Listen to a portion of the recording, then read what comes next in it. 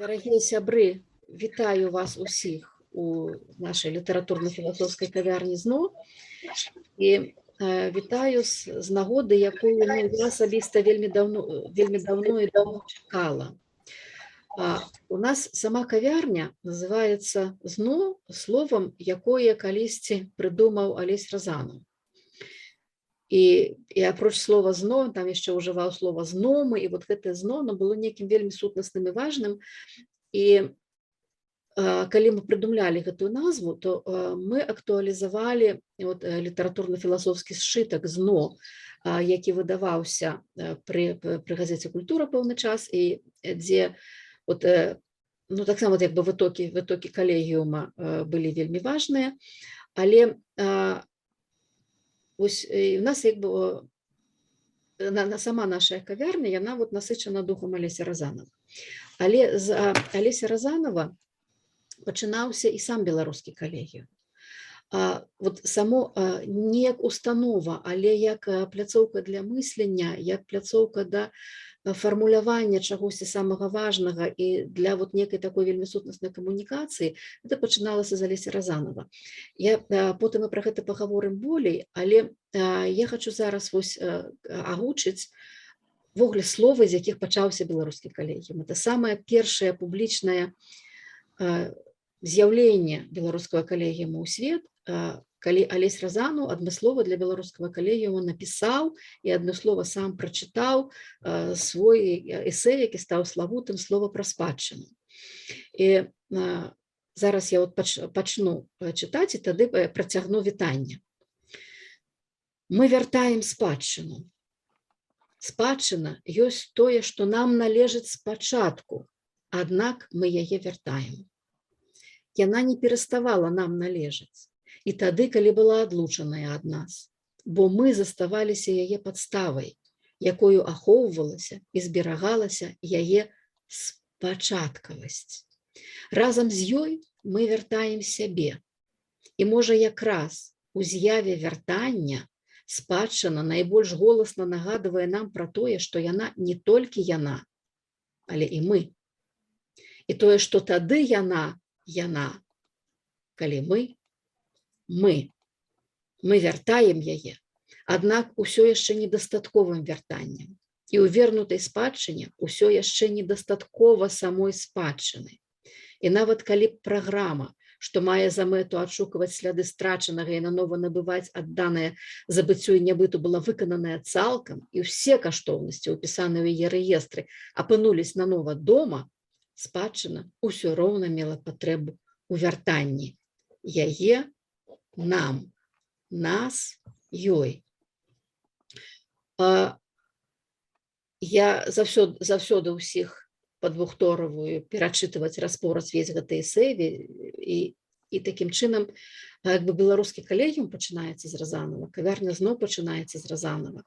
І таму сёння я вітаю уже, не ведаю, в які там 60-70 раз у кавярні «ЗНО», але тым не менш я ўпершыню вітаю ўсіх у кавярні «ЗНО», якая вяртаецца у свае вытокі, а вытокі это Алесь Разанаў. З 26 жніўня, калі яго не стала, прайшло яшчэ не так шмат часу, і пакуль што, як у мяне асабіста, дня не праходзіць, я кожны дзень згадываю нейкім чынам, так ці інакш згадываю Разанова. І згадываю так, фрагментамі, дробязямі. І цяпер я рвалася спачатку сустрэцца разам, пагаварыць пра Разанова вельмі хутка пасля таго, як ён сышоў, таму што неяк грамадзянскага развітання не адбылося. Неяк не адбылося таго, каб мы все, хто, не все, але проста тыя, хто можа, тыя, хто любіць Разанова, тыя, для каго Разанаў гэта сапраўды значная велічыня, не толькі культурная, але яшчэ і чалавечая, і тыя, хто удзячны Разанаву за тое, што ён быў такі, і што ён дзесьці стаў адным з галоўных стрыжняў беларускай культуры і з адным з галоўных, як это сказаць па-ангельску, landmarks, адным з галоўных арыенціраў беларускай культуры ў свеце. вот эти люди могли сабрацца і просто вот штосьці паслухаць, штосьці пагаварыць, штосьці вот пачытаць сваё любімае. Але вот атрымалася гэта вот толькі цяпер. Таму як цяпер кавярня адчыненая, людзі падыходзяць, я нагадываю, што ўсё ж такі это кавярня і што все могуць вот мець вот уже хто прадэманстраваў свае ўлюбёныя напоі. Я традыцыйна беларускай крынічнай вадой усіх вітаю і запрашаю усіх вельмі комфортна, зручна уладкавацца, наладзіцца вот на гутарку, якая была бы цікавая і прыемная для ўсіх. І да гэтай гутаркі вельмі вольна далучацца. Гэта гэта не лекцыя, гэта не дыскусія, гэта не круглы стол, гэта кавярня. І сёння гэтую вот за барнай стойкай, так бы мовіць, кавярні я, Ірына Дубянецкая. І я вітаю абсалютна ўсіх, хто сюды прыйшоў, і тых, хто адмыслова быў запрошаны, каб гаварыць, і тых, хто прыйшоў, каб слухаць, але таксама, магчыма, будзе гаварыць. Вось, і такім чынам мы будзем пачынаць нашу гутарку. Дакладней, гутарку гэту я ўжо трошачкі пачала. Я пачала уласна з беларускага калегіума, наколькі Разанаў для яго важны. Аднак Разанаў, нават і гэтую тэму вычарпаць немагчыма. Вот апошняя наша сустрэча ў беларускім калегіуме была ў самым канцы 19-го года, вот фактычна перад пачаткам пандэміі, калі мы хацелі, каб ён нам зрабіў вот адну сваю з тых шыкоўных чарговых гутарак пра разбор верша. Ён сказаў, што гэтым разам ён не будзе самастойна разбіраць верш, то есть ён верш выбраў верш Наталі Арсеньевай «Хаценні», але сказаў, каб і Ігар Бабкоў і я разам з ім вот мыслілі, абмяркоўвалі гэты верш. І атрымалася такая нейкая вот такая незвычайная гутарка, і яна была апошняя. А потым пачалася пандэмія, і у нас былі з ім планы, і ён паабяцаў мне 3 лекцыі, курс на 3 лекцыі, прычым это быў такі вот, это быў з майго боку вельмі вялікі гандаль, бо я прасіла 3-4, ён мне сказаў, доўга падумаў, сказаў 1. Тады я кажу 3, он мне кажа, не 1.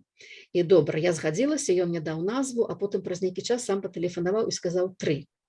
І вот мы дамовіліся на гэтыя 3 лекцыі, а тады, як пачалася пандэмія, мы неяк былі выбітыя з каляіны. І калі мы наладзіліся ўжо нарэшце на заняткі в Зуме, вот я все намервалася спытаць у Алеся Разанова, як ён наконт заняткаў в Зуме, і вот бачыце, вот так вот яно і абярнулася. То есть заняткі в Зуме ён у нас так і не правёў. І вот яно, вот гэтая недагаворанасць, вот гэтае штосьці, вот што меліся, у нас быў супольны праект, мы меліся разам неяк гэта штосьці рабіць, і яно у нас так і застанецца. То есть ад гэтага мы ўжо нікуды не дзенемся, вот гэтая адкрытасць нашых адносінаў з Разанавым, для мяне яна заўсёды будзе. То есть для мяне, калі вот гэта некая абсалютна, вот для мяне была вельмі нечаканая навіна пра тое, што ён сышоў, але адчуванне ўнутры было такое, што ён сышоў бы, ён завершыў свой шлях, што вот ён сваё, што мусіў зрабіць, зрабіў, што мусіў сказаць, сказаў, што мусіў напісаў, што ён спраўдзіўся, споўніўся, і вот застаецца толькі яшчэ нам спраўдзіцца і споўніцца ім. І вот для мяне, адпаведна, ён вот застаецца, гэтыя адносіны з ім застаюцца адкрытымі. То есть я застаюся весь час у нейкім кантакце, у нейкай камунікацыі. І я кажу, што калегіумам, але мне здаецца, што абсалютна ў кожнага чалавека, хто сябраваў, хто асабіста ведаў, хто абсалютна яго не ведаў, а толькі ведаў ягоныя тэксты, у кожнага ёсць свой Разанаў. І это вот не таму, што кожны па-свойму бачыць, безумоўна, кожны па-свойму бачыць, але Разанава, яго так вот энергетычна, яго так много, ён такі вялікі, што яго, відаць, сапраўды проста абсалютна вот стае на ўсіх, і ягонымі словамі і ўсё раўно не выберэш палёт, і ўсё адно не вычарпаеш космас. Што як бы ты яго не чытаў, як бы ты з ім не унутрана не камунікаваў, ты ўсё адно не выберэш палёт і не вычарпаеш космас, вот палёты, калі палёты космас у гэтым сэнсе Разанаў. То есть ён застаецца, і зноў-такі ягонымі словамі, застаецца заўсёды і ўперадзе на ўзмах крыла заўсёды. І вот гэтае, і тое, што вот гэта метафора, якая мне просто зараз прыходзіць у галаву, гэтыя цытаты, якія зараз прыходзяць у галаву пра палёт, пра космас, пра ўзмах крыла, яны мусяць таму, што у мяне адчуванне заўсёды вот гэтага палёту, што Разанаў гэта вот хтосьці прарастанне, хтосьці вот некая вот з'яўленасць, хтосьці пражыванне. Разанаў ты заўсёды вот кудысьці вышэй, шырэй, як сусвет, які пашыраецца з кожнага пункту прасторы ва ўсіх кірунках адначасова з павелічэннем хуткасці, вот так дзесьці вот мы можам пражываць Разанава. І таму я і кажу, што ў кожнага ён свой, таму што у кожнага дзесьці вот будзе тое, што змаглі узяць, тое, што адгукнулася, вот тое будзе, і нават калі яно дзесьці вбудуецца ва ўнутраныя структуры, оно перастане памятацца, оно все роўна будзе, вот, што чалавек, які ўвайшоў у Разанава, ён выйдзе заўсёды іншым. То есть заўсёды некая тая трансфармацыя, змена сябе, она заўсёды адбудзецца. Это вот маё такое уяўленне. І я спадзяюся, што вот гэтая наша сустрэча, гэтая наша гутарка, гэта як бы не гутарка, а першая гутарка. Што можа мы яшчэ працягнем гаварыць пра Разанаў, потому што тут можна гаварыць вельмі па-рознаму, потому што Разанаў камусьці ён найперш паэт. Прычым паэт вельмі незвычайны, паэт тых незвычайных паэтычных форм, бо Разанаў не змяшчаўся ў звычайныя паэтычныя формы. Камусьці вельмі важна, што Разанаў гэта перакладчык. Камусьці вельмі важна, што ён просто грандыёзная асоба, што вот ён такі чалавек, які ён ёсць. Камусьці важна ягоныя нейкія мастацкія праекты, там, напрыклад, ягоныя славутыя яйка-квадраты, якія ён рабіў з Віктарам Маркаўцом, і ён вельмі шчыльна працаваў з мастакамі, ён вельмі шчыльна працаваў з візуалізацыяй, вот гэта на ўсіх узроўнях прагаворвалася вот тое, што ім прагаворвалася. Это не толькі слова, гэта яшчэ і вобраз, і гэта яшчэ і гучанне, гэта яшчэ і музыка, як мы ведаем, як мінімум некалькі было музыкальных рэчаў, напісаныя на словы Разанава. Я памятаю, дзесьці вот мусіць годзе ў 90-м, можа быць, калі на беларускай тэлевізіі некая тады маладая дзяўчына-кампазітар напісала п'есу на квантэмы Разанава. І тады сам Разанаў у гэтым удзельнічаў, і ён тады вот расказаў пра сваю квантэму, якая ёсць формулай Беларусі, якую каб ён не расказаў, ніхто бы гэта вельмі цяжка было расчуць. Тая, што руіны запарушваюцца, рунь уваскрасае руны, неба блізка. Вот калі гэта бачыш, як гукава вырастае з гэтага ру, і гэты снег, які там не гучыць, які запарушвае руны, калі это просто тады як бы свет пераварочваецца з аднаго бока на другі, і аказваецца не тым месцам, які мы пра яго думалі. Калі вот мы раптам вот гэтае квант слова, квант думкі выбухае і робіцца вялікім выбухам для свайго сусвету. І гэты сусвет таксама нейкім чынам інтэгроўваецца ў нас. І таму як бы у Разанава вельмі многа культурных іпастасяў, надзвычай многа, просто вот вельмі многа, іх вельмі цяжка все пералічыць. Але это не ён адзін так. У творцаў сапраўды шмат культурных іпастасяў. Але ў Разанава все гэтыя іпастасі, вот яны былі часткамі вот гэтай некай адной велізарнай, этой невядомай велічыні, якая невядомаю будзе, то есть зноў-такі мы будзем яе зведаваць, а яна будзе ісці вот на взмах крыла наперадзе нас заўсёды, і да якой мы можам ісці. Вось. І таму вот мы зараз будзем просто пачынаць гутарку пра Алеся Разанава. У нас ёсць некалькі людзей, якія былі спецыяльна запрошаныя, падрыхтаваныя, але вся аўдыторыя таксама, калі ласка, можна. Значит, што можна рабіць? Можна абдумваць Разанава, казаць, чым от як наколькі ну, хто ён, што ён для чалавека асабіста, для культуры, для Беларусі, для сусвету, для паэзіі, як загодна. Можна згадваць тое, што от са свайго асабістага Разанова, можна чытаць улюбёныя вершы Разанова, альбо тэксты, не абавязкова вершы, так, любыя нейкія улюбёныя вершы Разанова, таксама, каб гэта все гучала. І, конечно же, можна чытаць свае тэксты, напісаныя альбо пра, альбо з нагоды, альбо натхнёныя Разанавым. Мы не будем асабліва вот так вот ісці по жыццёвым шляху, хотя гэта, конечно, таксама можна, потому что шлях быў вельмі важны, і вот з гэтага жыццёвага шляха, вот каб па ім асабліва далёка не ісці, я просто вот вылучу, мусіць, адзін момант з вельмі ранняга Разанова, які актуалізаваўся літаральна ў гэтым годзе. Гэта славутая акцыя, дзея Разанова, калі ён быў студэнтам філалагічнага факультэта Беларускага універсітэта, калі ў 1968 годзе, калі ён і ягоныя калегі, Віктор Ярац і іншыя спрычыніліся да таго, каб сабраць лісты, сабраць подпісы студэнтаў за тое, каб на беларускім аддзяленні філалогіі все прадметы выкладаліся па-беларуску. То есть, як бы некую такую простую вельмі рэч, так просто прадметы выкладаліся дзе-небудзь у свеце, это все выкладалася па-беларуску. І это скончылася выгнаннем і яго і Ярца з факультэту, дзякуючы ўмяшальніцтву Максіма Танка, іх не выключылі зусім, а пераводзілі в іншыя універсітэты.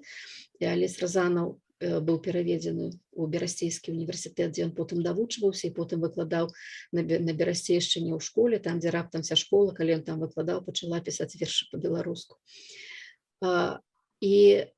І вот недавно зусім выйшла кніга, якая так і называецца 1968, вот з успамінамі людзей, успамінамі альбо роздумамі людзей, датычных да гэтай прыгоды, вот як да абсалютна неверагоднай з'явы вот гэтага перыяду, вот гэтага самага канца 60-х гадоў, калі вот ніхто нічога ні ад кога не чакаў, калі ўжо все было ясна, все было выверана, калі все ведалі, што можна і чаго нельга, і як правільна, як неправільна, і вот калі раптам зусім штосьці маладое і незвычайнае разбурыла гэты спакой. І настолькі, што вот водгукі ішлі потым ажно яшчэ дзесяцігоддзямі, пры гэтым та наступная хваля, якая ў канцы 70-х, то есть фактычна праз 10-12 гадоў пачала шукаць сваю Беларусь, адкрываць новую Беларусь, у большым выпадку не ведала нават пра тое, што пра вот гэтае папярэдніцтва, настолькі гэта было памкненне, настолькі гэта схаваць. Это вот я толькі як бы адзін момант згадываю, астатняе адбывалася ўжо ў нас на вачах. Ягоная вот калі мусіць максімальны росквіт Алеся Разанова, это праца ў часопісе «Крыніца», і пра гэта вот мы будзем гаварыць. І таму я вот это я кажу, што можна ўсім рабіць, і можна яшчэ все, што заўгодна іншае, калі ласка. І таму я хочу самае вот першага запрасіць, вот уже згадаўшы «Крыніцу», запрасіць блізкага і калегу, сябра, паплечніка Валянціна Акудовіча, які пра Алеся Разанова шмат пісаў, шмат гаварыў, які працаваў, які перажыў там, можа, 10 жыццяў разам. І я вельмі шчаслівая, што Валянцін, нягледзячы на свой цяперашні такі вельмі такі цяжкі стан асабісты, згадзіўся. Я вельмі рада бачыць Валянціна з такой новай даўгой барадой. І таму, калі ласка, Валянцін Акудовіч, все, что завгодно, все, что вам говорится, калі ласка, вам слово. Дякую, дорогая Ирина. Мне найперш хочется сказать, я у фривольность одразу, потому что мне будет там вот тебе академичный стиль, академичное развитие, темарі академичный. А у меня эссеистичное и трохи, может, и блюзнерское. Так вот, мне легко распочать с фразы: ты про воду крынічную ў сваім стакане сказала: я люблю вельмі гусарскую примавку, якая гучыць так: вода ее пил однажды, она не утоляет жажду. Это так, ну вот коли вам не смешно, як же Розанов и вся промова Ирины, а я вот за это зачепился, а это просто как полегчить себе початок. Бо я распочну с дробязы всякой такой, ну, а завершу, як звичайно, вечностью. Пасля литературного института в Москве я свядома, приехавши в Минск, обрал себе працу вартовника. Ну, я вартовал в самых разных институциях, але тут не про меня. Ну, не в институциях, а ну, в разных предприятиях. Ну, а что вартовник? Вартовник повинен ночью спать нормально. Да? Ну, и я за столом сидячи, не ляжешь, а то что там проверять приходит. Я вот так лову руки и чутко спал. А ночью я забылся снять окуляры.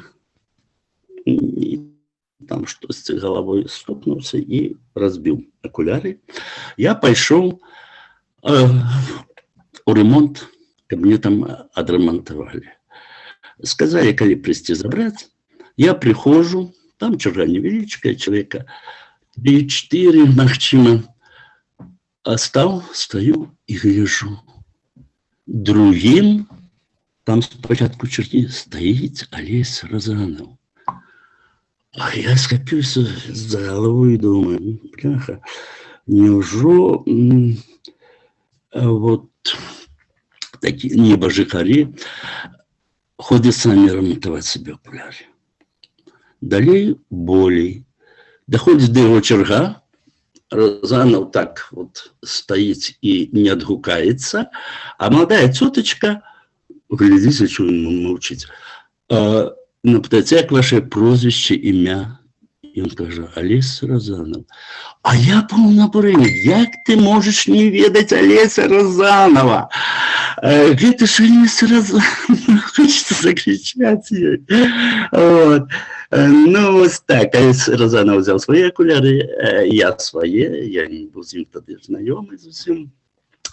Але по сёння веселюся, коли згадаю ту свою эмоцию. Боже, кто сегодня там ведает поэтов, нам вот великих, таких Розанов, Тварь и так далее, кроме собрал литераторов. На жаль, да. Ну, але не про это, не про сумные. Урешті-решт мне надоело в этих брудных каморках вартовника сидеть, и я уговорю Леонида Дранько-Масюка, каб ён мне знайшоў где-нибудь чистейшую працу, капрести, телефон, чистый стол, подлога чистая, как секретарка приносила тебе гарбату. И все говорили по-белорусски. Я знайшоў, якраз стваралася газета «Культура», что-то не культура, да? И вот там я стал працаваць и написал эссе про Олеся Розанова. Докладней, ну, назвал его «Версеты», этот текст. Вот, ну и назвал мне, и ничего подалося. А версеты тады Розанов вводил шмат самых розных напаўзабытых жанров поэтичных, прозаичных и все остальное. Вот, и тому вот это было цалком версетом привязанное, что там книжица, что публикация особная. Тут проходит 3-4 дни недели, заходишь в наш кабинет, того не там, человек 5 сидел за столами, Олесь Розанов, и пытается, а где мне знайти Валентина Акудовича? Я думаю, ну, зараз буде біць. Скочил, склонился так, ну, как как-нибудь ухиляться, когда буду бить. Значит, он подошел, повитался за руку. Не то, что бить не стал, сказал: Валентин, мне сподобалося ваше эссе. Ну, тогда я уздыхнул с полегкой, пропановал сехчи. Ну, и мы с годину не проговорили про его творчество, про его версеты гэты. До речи, я критично там ставлюся до некоторых месцаў. Ну, и так далее, и до того подобное. Наговорившись, он пошел, ну, я говорю, давайте вас провожу тогда. Что-то днём находимся на 4-м поверсе, мы спустились вниз, я запалил сигарету уже на улице, и он пошел, ну, куда ему потребно было. А я стоял и палил, гламошеный тогда, але далей, а далей он, ну, метров 75, може, каля 100 пройшов, и тут повернулся до меня. И с хвилину полторы глядел на меня. Боже, який я был счастливый. Сам Розанов на меня озернулся и угляделся у меня.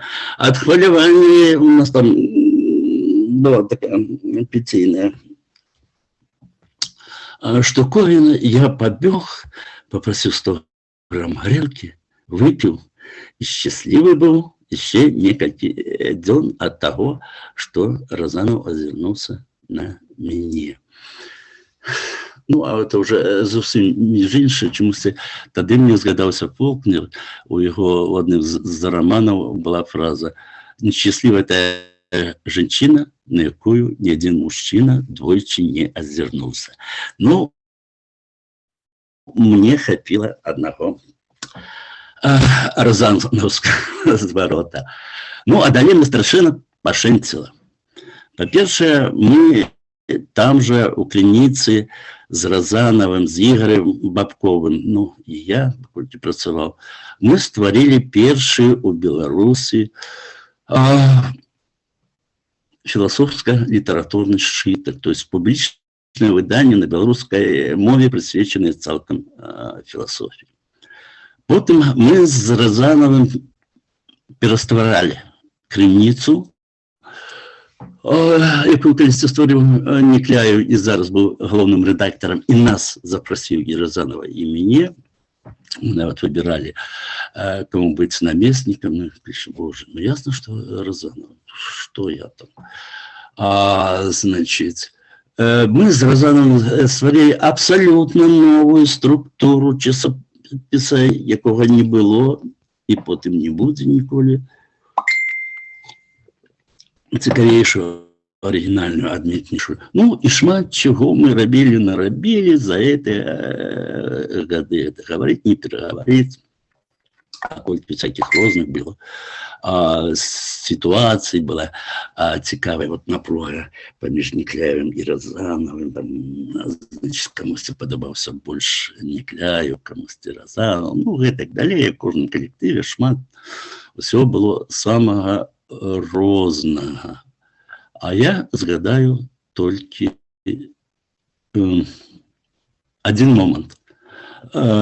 Розанов пішов, я глядел услед, я, ну, с помешкания, я заставался там один, и раптом, само собой, абсолютно не думаючи про это, выскочил в голове сказ. Проснуться про тысячегодие, тысячегодие, и одразу перечитать Розанова. Да? То есть вот мое бачення его тады як чагосьці, что адвечнае, что Розанов это адвечны.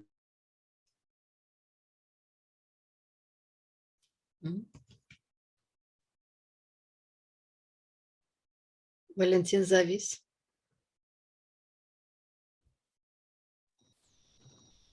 Валентин. Обов'язково захоча прачытаць Алеся Разанова.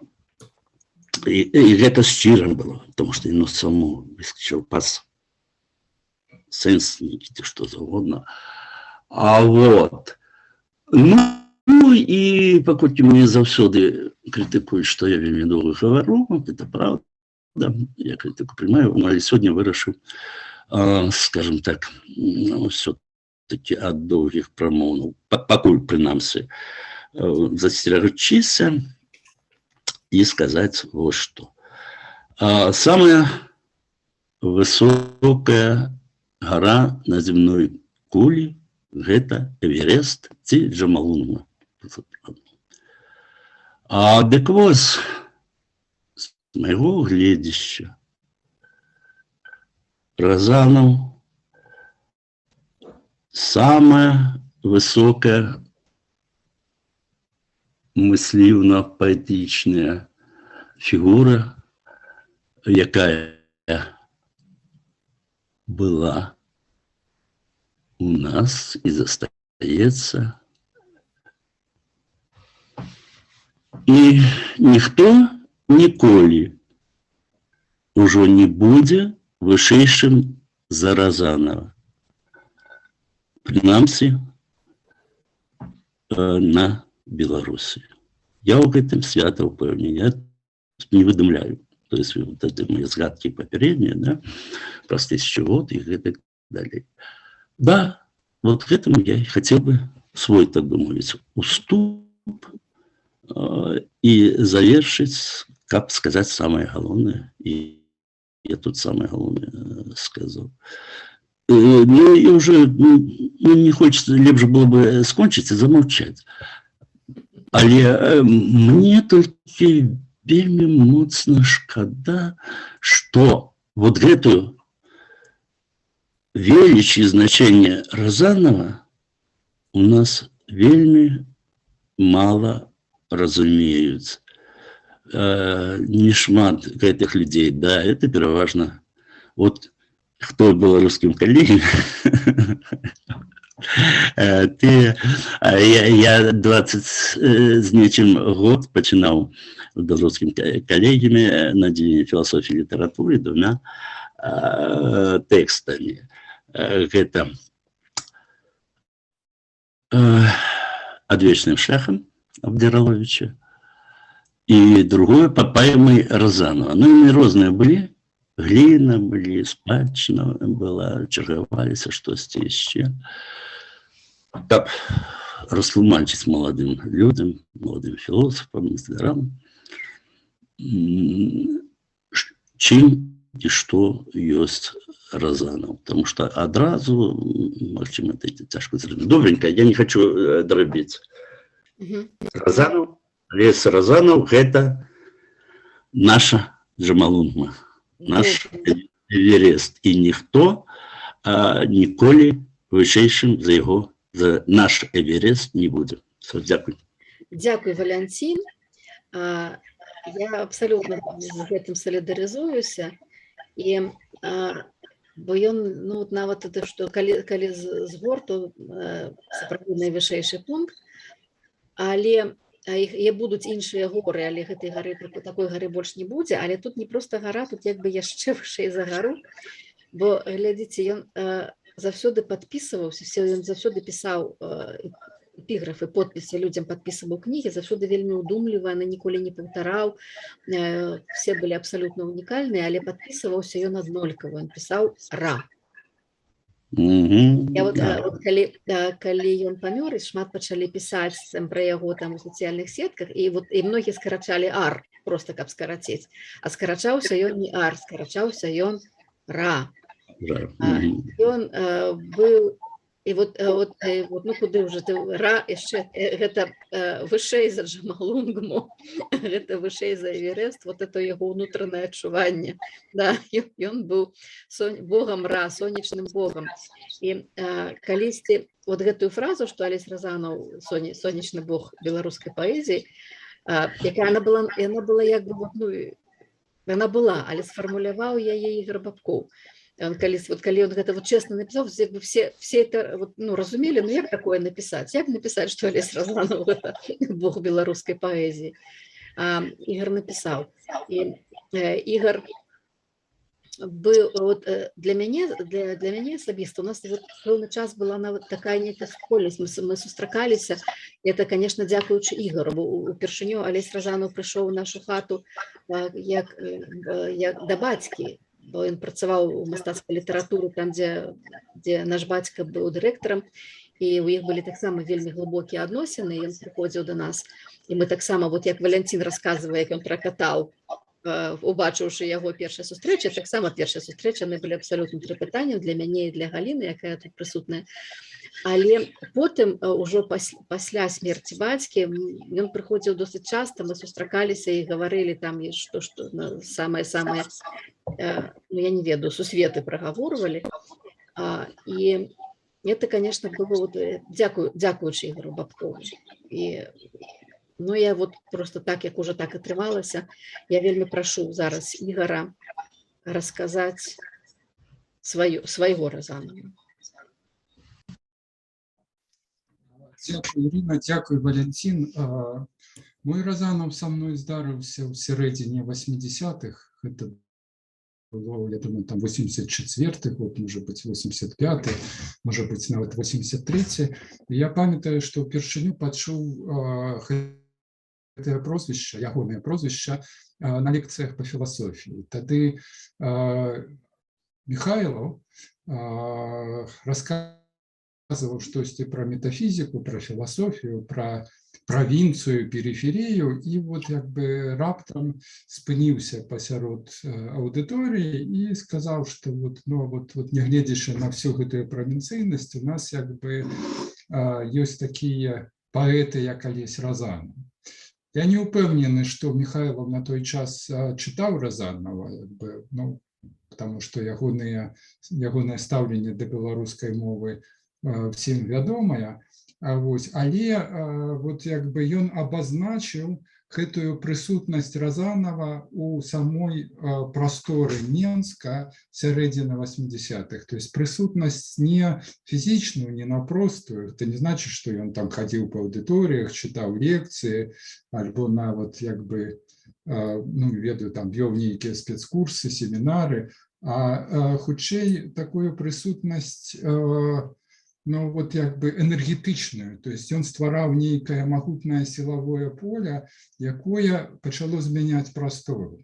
Менск быў, конечно, в сярэдзіне 80-х страшна прыгожы, але вот вельмі нейкі вузкі, ціснучыся, железабетонны. То есть вот ён як быццам бы вот гэтае неба, яно было нізкае.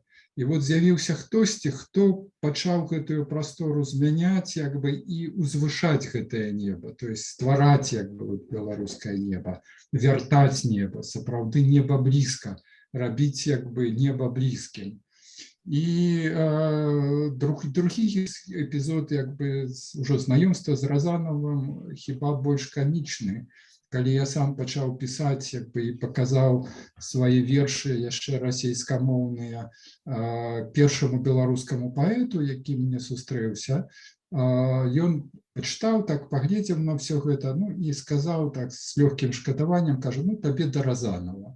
І гэта гучала як вот такі дыагноз, што вот як табе як бы в больніцу, там цябе вылечаць, як бы все нормально, не хвалюйся там, хлопча.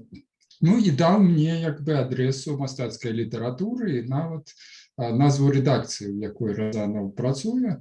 Вот, і я набраўся нахабства і прыцягнуўся да Разанова. З другого разу яго там спаткаў і пакінуў яму, не, першы раз я пакінуў яму вершы, а другі раз прыйшоў і ўжо як бы мы спаткаліся. І была гутарка. Вот Валянцін прыгадаў, што яны гадзіну размаўлялі.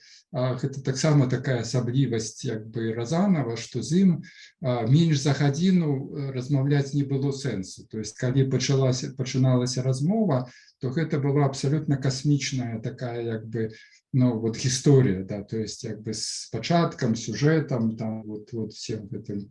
Вот. Ну і я на той час не прачытаў ні радка. Вот, і зразумеў што мне казаў як бы Разанов, там як бы там як бы, ну, скажем, на заднім дворіку як бы мастацкай літаратуры, я зразумеў, можа, трэці альбо палову як бы з ягонай прамовы. І сышоў вельмі прысаромлены. Ну і адпаведна вот все гэта пачалося як бы далей. І тут як бы вот Вольга, Мікола Матрунчык, у нас як бы з'явіўся кітайскі семінар, усё Ішань, там як бы все гэта развівалася, і мы неяк абсалютна сябры. Можна я перарву сваю размову і включуся? То есть тут Добра. не звоняць.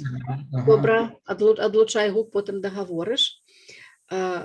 Вот это вельмі цікава, вот гэтая думка, якая прагучала, што сапраўды вот штосьці вот неба не все было вельмі добра, свет быў цудоўны, свет быў вельмі класны, але неба было захопленае.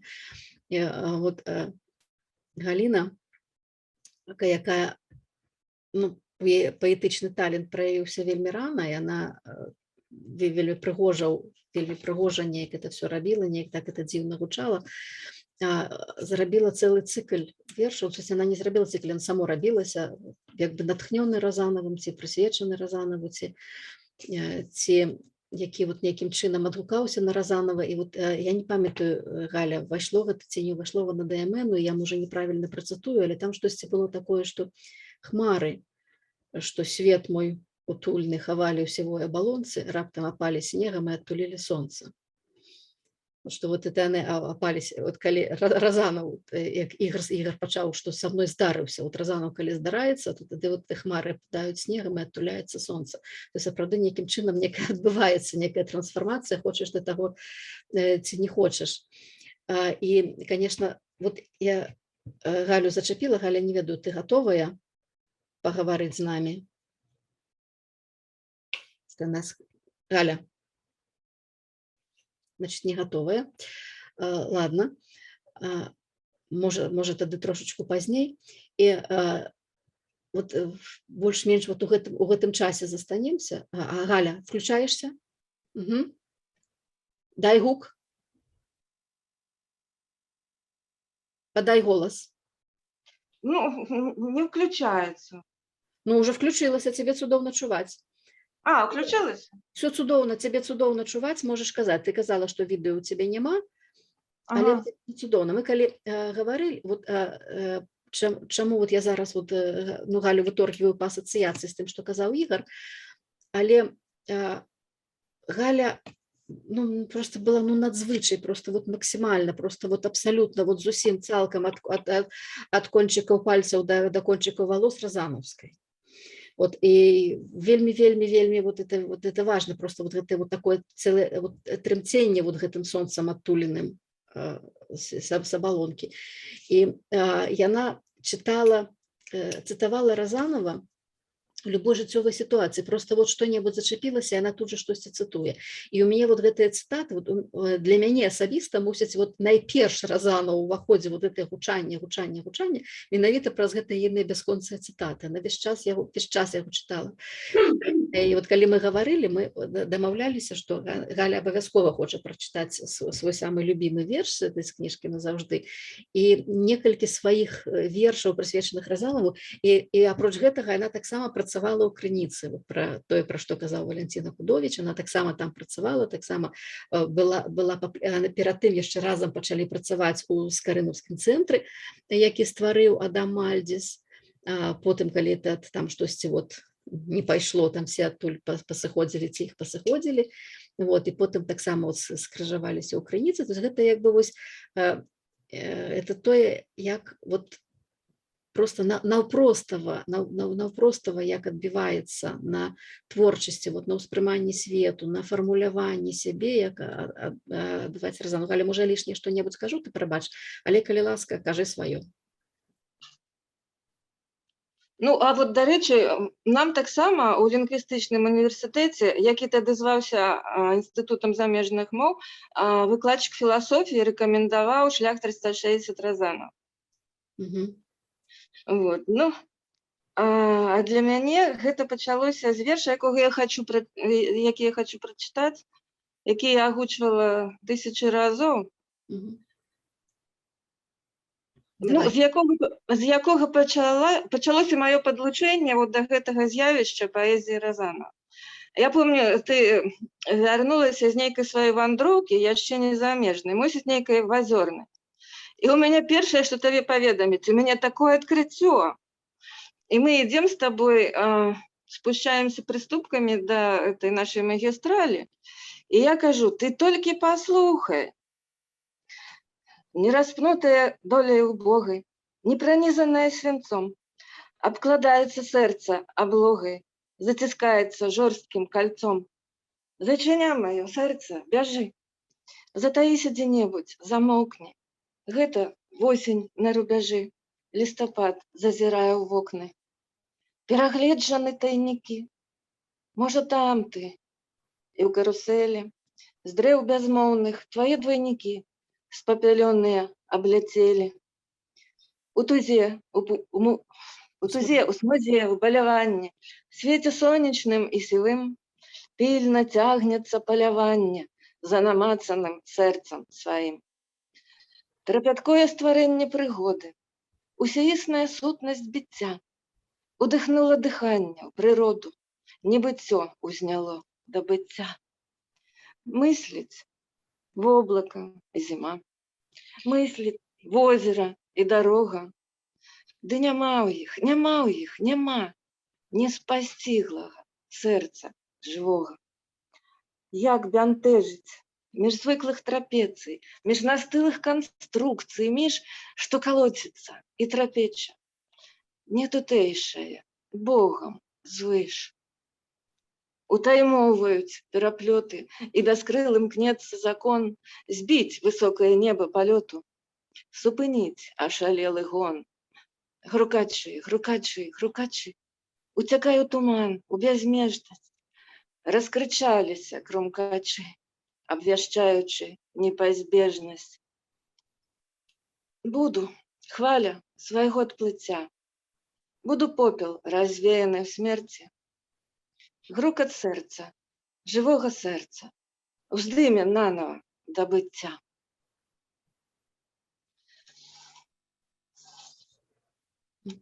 Дзякуй. Ну і пачытаць колькі вершыкаў, натхнёных паэзіяй Разанова, так? Так, і ў тым ліку той, які ты ніколі нідзе не публікавала. Так, ну пачнем з палёта. Давай. Раскрыжаваныя на промні ляцім, прасветленасць і жах. І адгукаюцца прадонні, грымотнай музыкаю шлях. Сляды, пакінутыя ў снах, жыцця в акенцы вачаняты, светабудовы стромкіх мах, намацваем каардынаты.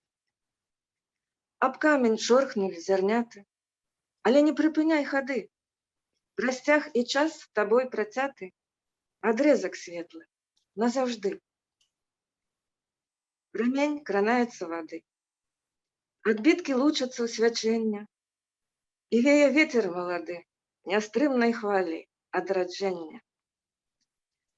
Як бор смалой, табой струменю, вар'яцтва і святло маё, ляціць пагібель ці збавення, стрэлы насустрач вастрыё. Мгм. Ну, теперь это, которое жыццё.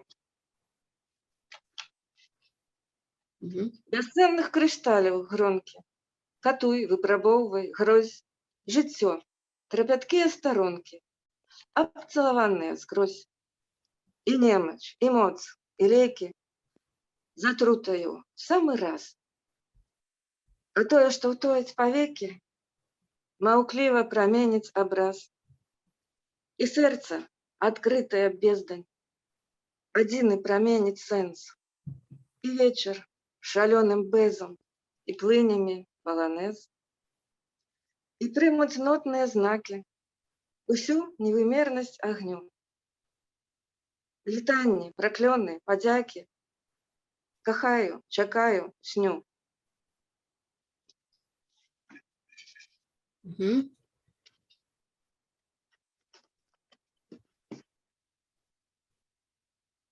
Так, ну один еще, правда, хуй?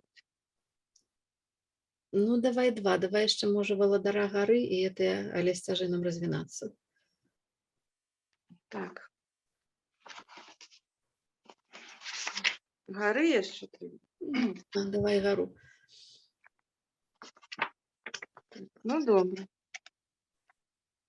Подхапілі падземныя плыні, і злучыліся скалы ў гары. Кіравалася да вяршыні, апынулася унутры. Адгукніся, уладар гары. Сходы стромыя, бракуе звёнаў, дровкі светач, апрануты ўмрок. Пазбавення, прытулак снёны, цёплы дотык, жывы глыток. Я ішла да цябе здалёк. Хто галактыкі слоў разгорне, хто спасцігне мелодыі віры. Ува мне скрыжаваліся промні, адгукніся, уладар гары. Гэта ў зорчаных нетрах блукання, гэта боль рассвятляецца ўзрок. Чую сэрца тваё, вулкане, я ішла да цябе здалёк. Рытмы роднасці, не скары, анямела мільёна струння, адгукніся, уладар гары. Так сасмягла, шукаю выток, так цягнуся балесную рунню, я ішла да цябе здалёк. Рэха з лісцем зрываюць вятры, адгукніся, уладар гары. Лісце шумы зносіць поток, я ішла да цябе здалёк. Мгм. Дзякуй. А теперь сусветная прэм'ера. Не публікаваны, не чытаны, ніколі, нідзе, ніяк. У меня тексту нема, я так на память. Давай на памяць. Але сцяжынам развінацца, а нам гаіцца і балець, і адмаўляцца, і сцвярджацца. Табой, сусвеце мой, аледзь па розных плынях часу, не штурхануў штукар вялез, аледзь да крыжа ці пегаса не адаслаў пяром. А лес твае вяртанні тоіць у цішыні, дупле, сцябле. А лес хвалюе, непакоіць, алень, алешына, але сціскае рэха колы, але сцякае ў рэкі дзесь, але сцярушвае на долы, як пёрка лёгкая, алесь. Дзякуй. Гэта была Галіна Дубянецкая. Галя, дзякуй вялікі. На здароўе! Будзем на здароўе. Дзякуй табе. І зноў-такі вот застанемся ў тым часе. Ігар гаворачы. Ігар, калі будзеш гатовы, то ты можаш дагаварыць. Але ты гатовы дагаварыць? Готовы, да. Я выбачаюся, что так перервался. Дагаворывай. Нічога. Мы ў кавярні. Вось, як бы, ну і з таго часу Разана вот сярэдзіны 80-х для нашай вот цёплай кампаніі, в якую ўваходзіла там як бы і Мікола Матрунчык, і Вольга, там як бы кітайскі семінар, гэта была абсалютна касмічная з'ява. То есть была, ну, для мяне асабіста была праблема вот убачыць і знайсці як бы Разанова як чалавека. Хотя мы, ну, вот и напрыканцы 80-х, там, и в 90-х сустракаліся, вот, и размаўлялі, там, як бы, і штосьці абмяркоўвалі, засноўвалі розныя праекты, вот, як бы, все гэта, ну, вот, было так, вот, ведаеш, сапраўды, як з дэміургам, як з Богом ты, вот, размаўляеш, як бы, і, хотя я разумеў, што гэта неправільна, што трэба, ну, вот, як бы, намацаваць нейкія сцяжынкі, але вот аднойчы склаўшыся, гэтае стаўленне, яно, ну, вот, як бы, устрымоўвала, можа быць, як бы, і часам, як бы, ад патрэбных званкоў, і ад камунікацыі, то есть, вот, было ўвесь час такое ўражанне, што я, як бы, пабуду крышачку ў баку, тому что там адбываецца штосьці важнае, штосьці такое вот, ну, касмічнае. Да? І я скажу, толькі напрыканцы, можа быць, в апошнія 5, як бы 7 год здарылася некалькі гісторый, якія, ну, вот, вернулі для мяне Разанова менавіта як чалавека і вот як бы не толькі Бога, да, сонечнага Бога беларускай паэзіі, але ну вот скажем чалавека, які ўмее дарыць цеплыню і слодыч. Адна з гэтых гісторыяў гэта, памятаеш, мы ішлі ў трох пасля, по-моему, мілашаўскіх чытанняў, і вы з Разанавым спрачаліся пра пчолак і пра мёд. У Разанова ввогуле вельмі важная такая, ну вот з усёй ежы, ён вельмі аскетычна ставіцца да ежы і ставіўся, вот як бы у яго ёсць две рэчы, якія для яго абсалютна неабходныя. Гэта хлеб і мёд. Вот. І ты тады запыталася, што ну вот як бы, а чаму мёд, як бы вы так, скажем, важна, што мёд гэта для пчолак, а не для людзей, да? Я памятаю, што ён так шчыра здзівіўся і абурыўся нават, як бы сказаў, што ну як гэта для пчолак? Мёд гэта абсалютна чалавечае, гэта абсалютна, ну вот штосьці такое, як бы, што задае як бы граніцы, як бы межы вот гэтага чалавечага космоса.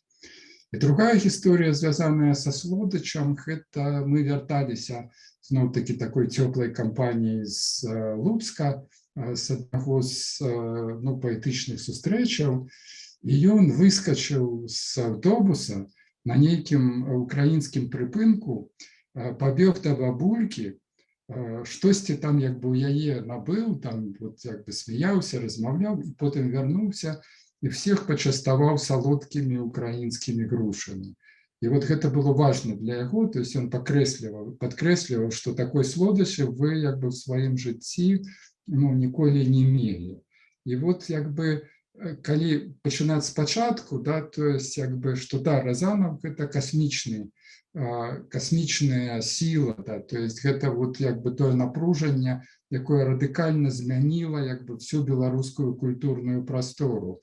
І вот гэтая маланкавасць і гэтая электрычнасць в ягоных тэкстах настолькі прысутныя, што я ніколі не мог прачытаць больш за паўстаронкі Разанова за один раз. То есть это вам не тысячастаронкавыя раманы, якія там людзі пішуць і як бы чытаюць адпаведна і пераходзяць да іншых тысячастаронкавых раманаў, да?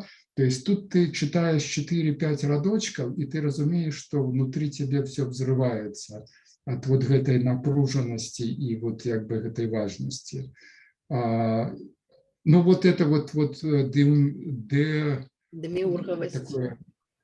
деміургавасць як бы на пачатку і слодыч, цеплыня чалавечага саўдзелу і нейкай такой як бы таварыскасці і зямнога такого як бы цёплага стаўлення да людзей, дабрыня, я бы нават сказаў, бо ён прыходзіў да Логвінава, калі мы там з Валянцінам і з астатнімі як бы сядзелі, балявалі, і ён далучаўся да нашых сустрэчаў, мы так, ну, вот крышачку нават пужліва глядзелі, што вот як бы прыйшоў дэміург, да, а ён далучаўся і праз хвіліну, ну, просто як бы рабіўся адным з нас.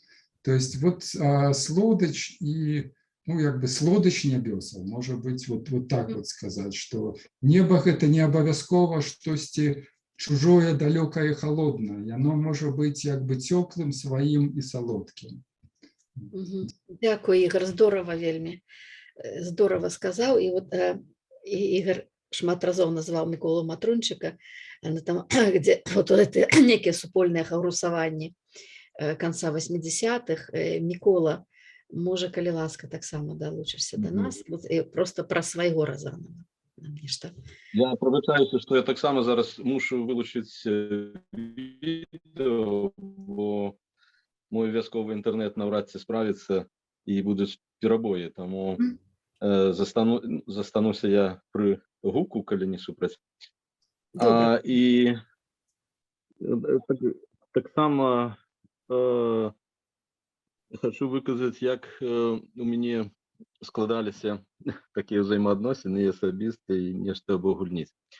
Ну, пачатку 80-х, ну, адной з формаў такого пратэснага настрою было захапленне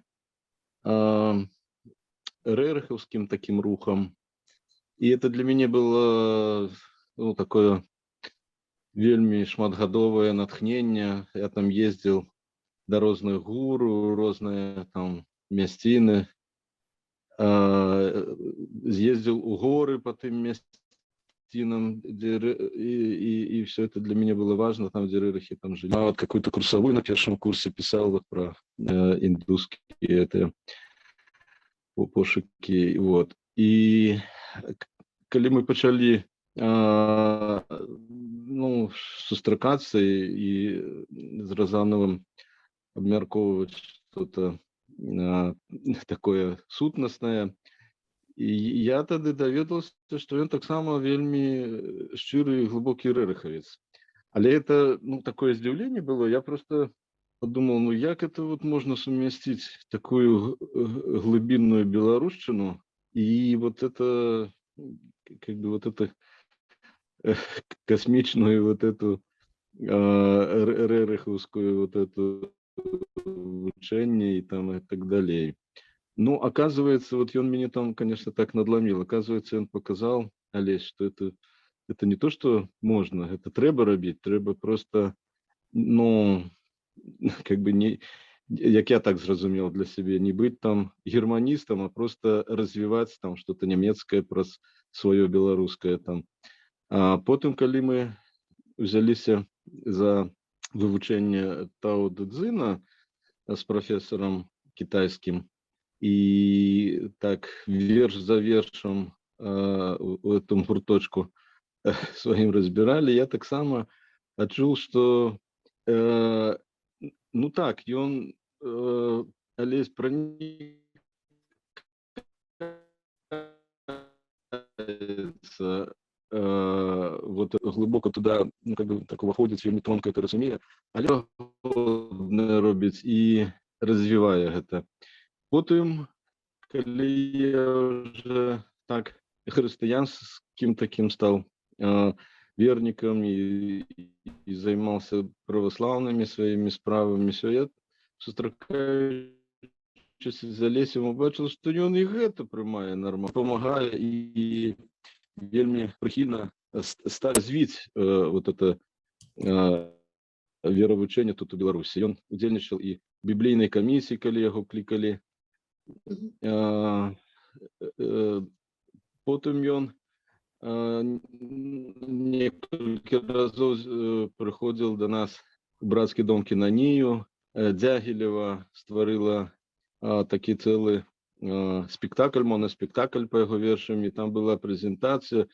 И знаете, вот в этом церковном доме Олесь там настолько был своим, настолько как бы я отчувал, что он, ну тут ніяких нема, ну абсолютно тут таких вот небачных и небачных этих теней. Так что, ну, это для меня, конечно, это было вот ягоная такая какая-то невядома космічная эта здольность белорусщиной развивать все на свете, что есть, ну это, ну и теперь такие две важные речи за апошние вот это месяцы после того, как адышоў, я ну от близких людей яго вот як человека, як асобу, як характарызуе, оказывается, акрамя хлеба и меда лячился он только водою, и вода для его это была такая стихия, которую он все лечил там. И до речі, я зараз вот по ягоному шляху для меня подчас хвороби тут так само. И починається праца по збору этих успамінаў. Знаете, як поглядиш на його здимки там школьных часов, як он приехал наставником в эту школу на Берестейщине. Это, ну, что-то для меня так самое, это такое новое, такое, ну, как бы, ну, вельми уражено я был этими здымками, которые войдут в эту книгу успамінаў. Зміцер Санько вельми шчыруе, жонка Галина вельми старается там всем дозвониться, кто ведал, Олеся, каб, ну, пачалі люди писать эти тексты. Праца доўгая, але я думаю, калі эта книжка выйдзе, мы узнаем вельми разнабаковага Олеся. ведаем, там шмат таких праз гэтыя ўспаміны ягоных нечаканых адкрыццяў, таких. Вот. І другая рэч, што паралельна трошку пачынаецца, але яна так даволі і рухаецца добра. Гэта паспрабаваць уже ўсё ж такі збіраць рэчы для таго, каб замацаваць у какім-нибудь фармаце музея пра Алеся.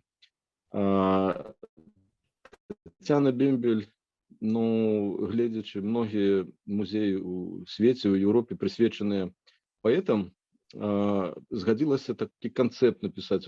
Яна вельмі чуйная да таких сучасных формаў музея, не просто там выставіць рэчы так, а што так, каб штосьці зачапіла чалавека, каб прыйшоўшы в эту прастору, дзе будуць там, можа, часткова бібліятэка Алеся, там, можа, там какие-то яшчэ там рэчы, каб там что-то такое з'явілася, каб чалавека сапраўды так зачапіла, што ён уже не мог без звяртацца да творчасці Алеся там не з ім.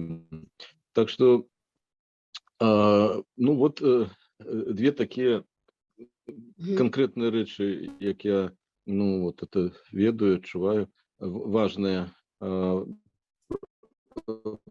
ўжо рушацца, то есть збор успамінаў і кніжка пра Алеся як чалавека, як разнабакового такого, і збор матэрыялаў для ёсць што згадаць, і было, мусіць, вельмі цудоўна. Дзякуй. Дзякуй вялікі, Мікола. Што сапраўды гэта нагадаў, я таксама збіралася пра гэта гаварыць, але ўжо відаць не буду, ўжо час бяжыць пра тое, што пра захаванне, сэнсаванне спадчыны. Але я не магу не сказаць пра Рэриха, бо у мяне было ровна наадварот. Як Мікола кажа, што ён быў захоплены Рэрихам, і аказалася, што Разанаў таксама. Мне хутчэй было наадварот. У мяне Разанаў быў апраўданнем Рэриху. І калісьці мне давялося рабіць у Беларускай філармоніі канцэрт, прысвечаны Рэриху. Там вельмі складаная была сама па сабе структура. І там у Беларусі Алесь Разанаў узначаліў фонд, цэнтр Рэриха. І там я кіраваў гэтым цэнтрам там некую частку свайго жыцця, то есть таксама была вельмі ладная частка, і ён тады, конечно, прысутнічаў на гэтым канцэрце. Я заўважыў, што мяне ўжо апошняе чуваць не было. Было чуваць, все, Мікола, все было цудоўна чуваць. Там раз-пораз падвісала, але нічога. І я тады пераклала цалкам усе кветкі морыі Рэриха, всю кнігу, бо я з яе рабіла структуру, сюжэт гэтага канцэрта. І Разанаў быў вельмі ўражаны, што я ж перакладаў кветкі моры, я кажу, добра, толькі што ж не все ідзе, я тут, а я все адразу. І мне было тады вельмі цікава, што ён ухваліў гэтую маю інтэрпрэтацыю Рэриха. І тады ўжо зачапіліся за пераклады, я казала, што Алесь Разанаў быў вельмі цікавы перакладчык і інтэрпрэтатар. Згадаем толькі адны ягоныя пераўвасабленні беларускай старажытнай літаратуры у сучасную літаратуру. Неверагодна цікавыя. І там, дзе ёсць вельмі склад, там ён, напрыклад, перакладаў Іпатія Пацея, і тады, па-моему, якраз Галя ў яго спыталася, ці калі ён чытае, ці ён не пярэчыць, як яму не рэжа яму тое, што там такое рэзкае. А ён сказаў, я гэта рабіў, я затым это асамліваўся. То есть ён это все гэта рабіў. І тым ліку Вольга Бабкова мне нагадала, што ён перакладаў Шекспіра, і это таксама тады калісьці было такім узрушэннем, здзіўленнем. Мы все ведалі гэтую расейскую Midsummer Night Dream, як сон в летнюю ноч. А Разанаў вярнуў яму сэнс ангельскі, сон у купальскую ноч. То есть, что это зусім это не лето, это конкретно это вельмі важная рэч. И я может быть про Разанова Вольга казала, что ёсць такі цудоўны успамін про Разанова, і Купалаўскі тэатр. Вот, я там пра Разанова і Купалу гэта ўвогуле аграмадная тэма, но мы пакуль што іх парушаць не будзем, але Разанаў і Купалаўскі тэатр і ўвогуле Вольга, калі ласка, твой Разанаў, Вольга Бабкова. Ну, я, напэўна, распавяду пра тое, што у 2018 годзе ад піцерскага рэжысёра Андрэя Прыкатэнкі была такая прапанова паставіць спектакль паводле Шекспіра. Я страшэнна ўзрадавалася, таму што быў цудоўны пераклад Алесі Разанова. Быў яшчэ пераклад Юркі Гаўрука, але ўсё ж такі мы ўзялі Разанова. Мне вельмі хацелася, каб на купалаўскай сцэне гучаў Разанаў. Для гэтага мне трэба было ўзяць дазвол у яго, прывесці яго да дырэктара, весці нейкія фінансавыя перамовы яму з дырэктарам. Я з жахам уяўляла гэтую сцэну, таму што я была сведкам таго, як прыводзіла іншых аўтараў, і, скажам, гэта быў такі ранейшы дырэктар, і гэта быў такі гандаль троху, такі з боку дырэктара. Боже, я проста не ўяўляла сабе, як гэта будзе з Разанавым. Дарэчы, спадар Валянцін сказаў, што майстар па рамонт акуляраў не ведала, хто такі Разанаў, але мушу сказаць, што тагачасны дырэктар таксама не ведаў, хто такі быў Алесь Разанаў. Я яму зрабіла такую асветніцкую лекцыю. І прывяла Алеся Сцепановича. І ён, дарэчы, менавіта ён настаяў, каб гэты пераклад, каб спектакль гучаў як сон у купальскую ноч. Менавіта для него быў важна, каб беларускі кантэкст у назве быў прысутны. Пры тым, што ані ён, ані нават я не ведалі насамрэч канцэпцыі рэжысёра, які зрабіў гэты спектакль вельмі незвычайна, вельмі па-сучаснаму, скажам, з ужываннем усіх тэатральных і магчымых тэхналогіяў. І калі я прыйшла на прэм'еру, на перадпаказ, я страшэнна хвалявалася. Я вельмі баялася, што каб толькі не сапсаваць тэкст, каб толькі гэта не прыгучала неяк, крый Божа, папсова. Тэатр, на жаль, можа сабе дазваляць нейкія такія рэчы, ад якіх можа быць сорамна. Але першыя ж хвіліны гэтага спектакля, калі в цішыні гучыць цудоўны голас нашага артыста Александра Казелы, ён чытае Аберона, ён чытае гэтую частку разанаўскага перакладу. Гэта да мурашак, гэта проста да замірання сэрца, гэта было цудоўна. Гэта вельмі аказаўся музычны спектакль, і на дзіва тэксты Разанова клаліся і на калыханку, і на рэп, і на гімн, і на лірычную нейкую песню. Гэта быў незвычайны спектакль, але якая я была шчаслівая, што там так цудоўна гучаў Разанаў. Не па-кухоннаму, ніяк інакш. Гэта было цудоўна. Я страшэнна хвалявалася. Я запрасіла Алеся Разанова на гэты спектакль. Божухна, як я баялася яго рэакцыі. Ён прыйшоў з дзецьмі, з дачкой і з сынам. Я ўвесь час аглядалася і глядзела на яго, у яго такі твар, як такі фрэгат. Ён быў так засяроджаны, ён так уважліва глядзеў на сцэну. А сын яго таксама быў вельмі увесь практычна паглыблены ў дзейства на сцэне.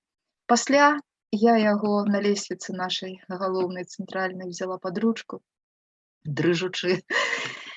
І ён усё зразумеў, ён мне прыабняў і сказаў: не хвалюйся, все добра.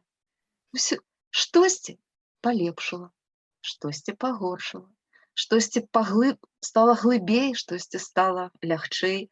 Карацей, у сваёй неверагоднай манеры ён, скажам, даў дазвол на існаванне гэтага спектакля. На жаль, гэта працягнулася недоўга. Но я хочу сказаць, што рэжысёр піцерскі, ён сказаў, што мова, якая гучала са сцэны з вуснаў артыстаў, была для яго як эльфійская мова.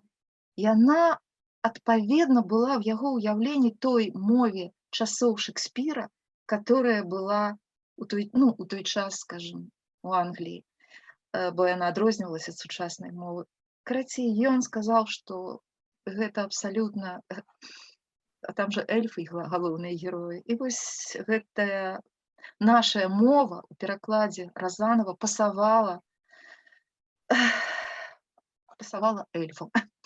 Вось. А гэта што тычыцца тэатра. Але я хацела б яшчэ две маленькія такія, не ведаю сказаць, такія две штучкі. Але сур'ёзна.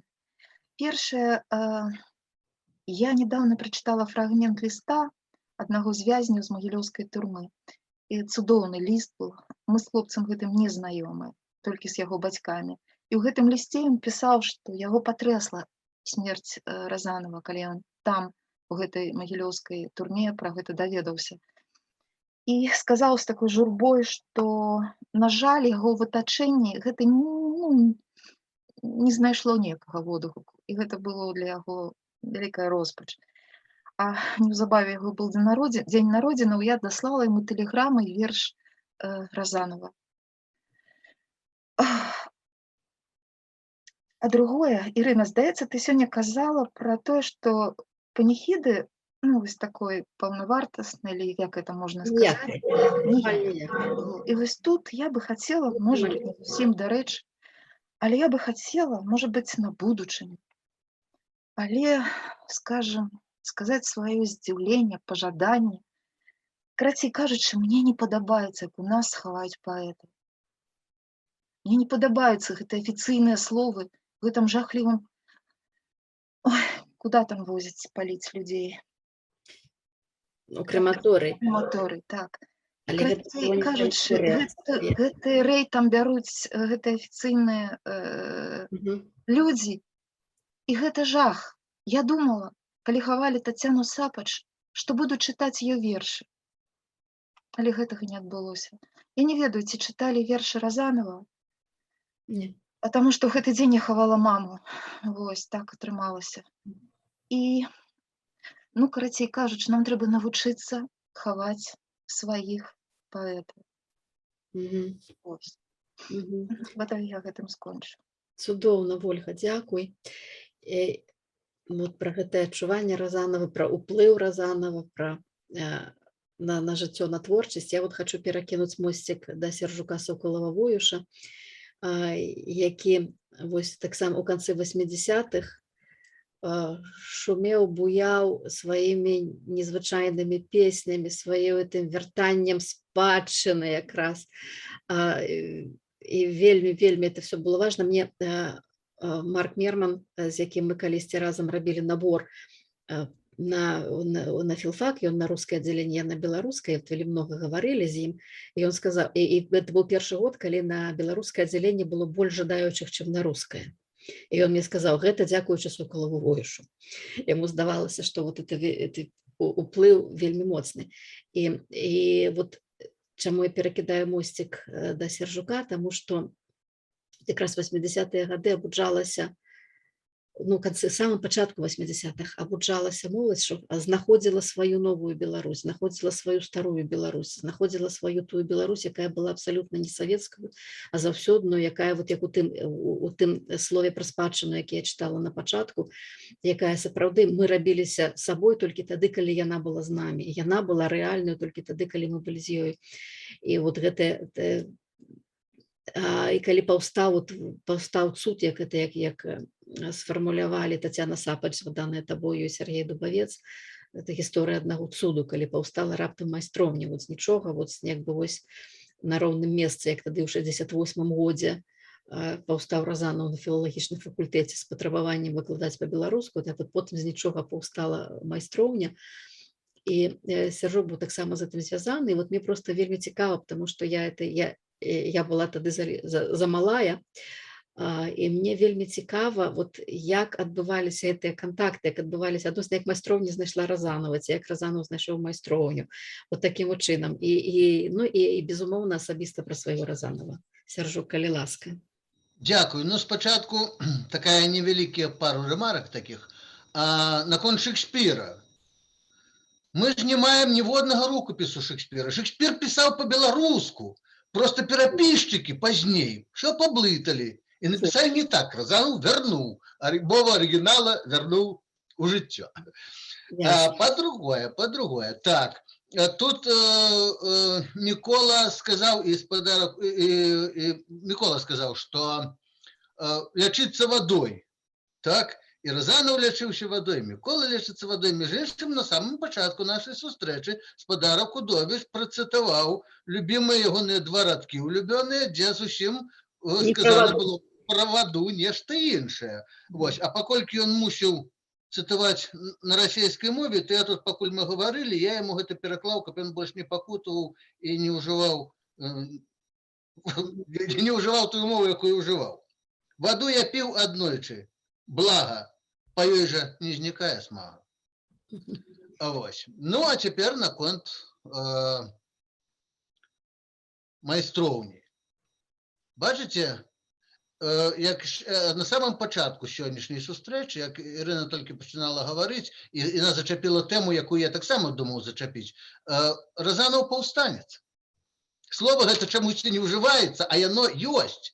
Гэта ягоная частка. Ён паўстанец і ў паэзіі, ён паўстанец і ў жыцці, ён паўстанец у сваёй грамадзянскай пазіцыі. І таму дзіўна было б, каб мы у 80-х годах не выйшлі на Розанова. Это так, як немагчыма было не выйсці на Караткевіча, як немагчыма было выйсці на Барадуліна, немагчыма было не выйсці на Розанова. Это натуральны працэс. І, канешне, узяўшы ягоны першы зборнік, глянуўшы туды, аблога, крокі, ляск, прыцемненыя сцены, і дрогкай свечкі бляск, і на парозе цені, і месяц паўз акно, слізне, як паражэнец, на схіл, усё адно, як зваць вас, вітажэнец. Утойваюць муры, сцярожкі бор таемны, да іншыя пары, імя яго не дрэмна, да іншыя пары, пакінуты сякеры, да іншыя пары, сышлі касіянеры. І запазычын край, і аціхаюць знічы, хавай, хавай, хавай, сапраўднае аблічча, о наступ нематы, не бога, выраджэнец, і ўжо знікаеш ты, няма ўжо вітажэнец ні вучняў, ні сяброў, сарвецца шлях памглёны, як волю і любоў дае нам час імёны, учэпіцца з пятлёй, не выбіцца, а жэніць. Па той бок, што па той? Па гэты вітажэнец. Як можна было прайсці каля гэтага верша і не сустрэцца з аўтарам гэтага верша? Так ты ўжо дачытай яго. А? Дачытай верш. Я толькі што яго начытаў. Дачытай до конца, до Каліновскага. Як там, дзе я спыніўся? Ну, да на вітажэнцы спыніўся, а тады там, дзе сеніты ў сувой. Так, сеніты ў сувой, у заклік пагалоскі з'яднаць і стаць сабой, як зваць вас, Каліновскі. Так, все слушно, я не дачытаў. Нешта тут я старею, напэўна. Вось. Ну і на філфаку складалася такая сітуацыя, што, ў прынцыпе, кожнае беларускае нешта не залежнае ад дэканату, не залежнае ад нечага афіцыйнага, яно, у прынцыпе, заціскалася. У прынцыпе, ну як заціскалася? Стараліся не даваць асабліва разінуць рот. Было там пару выкладчыкаў, якія былі сапраўды цудоўныя, былі людзі, якія падтрымлівалі нас, это Степан Александрович, напрыклад, і той же самы Іргор Семашкевич, ці Любоў Тарасюк. Это былі людзі, якія нас падтрымлівалі, але, у прынцыпе, была такая антыбеларуская палітыка, афіцыйная. А мы рабілі ўсё, як мы хацелі. Падыходзіў юбілей Богдановича, мы рабілі афіцыйны філфак рыхтаваў сваю вечарыну, а мы, тыя, хто любілі Богдановича, хто не вучылі па загаду верш, а тыя, хто хацелі прыгаварыць, мы рабілі сваю вечарыну. Нам яе забаранялі, мы дамагаліся, мы ставілі тое самае «Цар Максімілян», тая самая драма. І на «Цары Максіміляне» мы спатыкнуліся. Дэканат сказаў, што вы гэтага паказваць не будзеце. І ў нас не было ніякага выйсця. Неяк трэба было з гэтага вырвацца, з гэтага кола. І прыйшла вельмі простая думка. Я взяв, зателефонував, запросив. І запросив Короткевича, запросив, Щомуху запросив, Розанова запросив, яшчэ нехай не памятаю. Мы дэканат поставили перед фактом, что приходят письменники, они запрошенные. Як вы можете, вы им скажите, что свята не будет. И они вырашили не конфликтовать. Таким чином мы познакомились с Розановым, таким чином он пришел у сустрэўся першы раз з майстроўняй. И тое, про что казаў Игорь сёння.